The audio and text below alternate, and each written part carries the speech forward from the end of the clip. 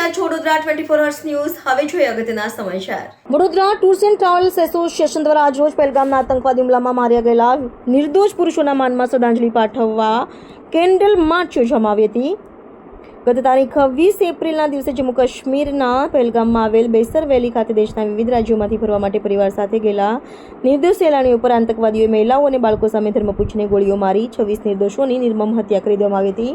આ અમાનવીય કૃત્ય દેશની દુનિયામાંથી નિંદા કરવામાં આવી રહી છે. સાથે જ દેશમાં હવે આતંકી કૃત્ય કરનારા તથા તેઓના સપોર્ટ કરનારા તત્વો સામે કડક કાર્યવાહી કરવાની માંગ ઉઠી છે. ત્યારે સંસ્કારી નગરી વડોદરાના ટૂર્સ એન્ડ ટ્રાવેલ્સ એસોસિએશનના સંચાલકો દ્વારા સોમવારે સાંજે શહેરના માંડવી 4 દરવાજાથી ગાંધીનગર ગૃહ સુધી કેન્ડલ માર્ચ યોજી મૃતકોને શ્રદ્ધાંજલિ પાઠવવામાં આવી હતી. સાથે જ આતંકવાદીઓ તથા તેને પોષનારા પાકિસ્તાનને સબક શીખવવા માટેની માંગ કરવામાં આવી હતી. વડોદરા ટ્રાવેલ એજન્ટ એસોસિએશન દ્વારા આજે પહેલગામમાં જે હુમલો થયો હતો એના વિરુદ્ધમાં શ્રદ્ધાંજલિ આપવા માટે મૌન રેલીનું આયોજન કરાયું છે અને માંડવીથી ગાંધીનગર સુધી, અને જે નિર્દોષ માણસો મરી ગયા છે એમના પ્રત્યે અમે શ્રદ્ધાંજલિ દાખવીએ છીએ અને સરકારને અમે એક વિનંતી કરીએ છીએ કે આના જે પણ દોષીઓ હોય એમને છોડવાના જોઈએ.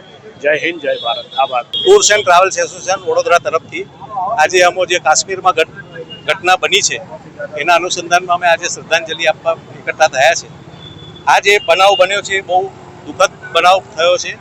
આવો બનાવ ફરી જિંદગીમાં કોઈ દિવસ ટુરિસ્ટ પ્લેસ પર ના થાય અને આવા બેગુનાહ લોકોને ના મારે એવી અમારી જે કૃત્ય કર્યું છે એમને બી એક ભારપૂર્વક કહીએ છીએ કે ભાઈ આ રીતનું કૃત્ય ફરી નિર્દોષ માણસ ના મરે આમાં.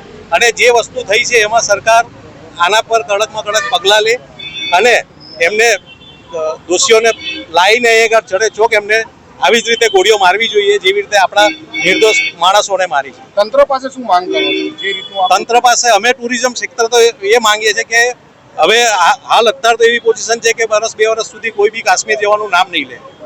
એટલે આ ક્ષેત્રમાં અમને બી બહુ મોટો ફટકો પડેલ છે અને હાલ હજુ અમારી બી જેટલી બધી ટૂરો હતી બધા કમસે કમ ગુજરાતમાંથી બી ગણો તો બી 1 લાખ જેટલી પબ્લિક ઓછી થઈ ગઈ પૂરી કાશ્મીર જવા માટે અને મેક્સિમમ બધાના કેન્સલેશન આવી ગયા.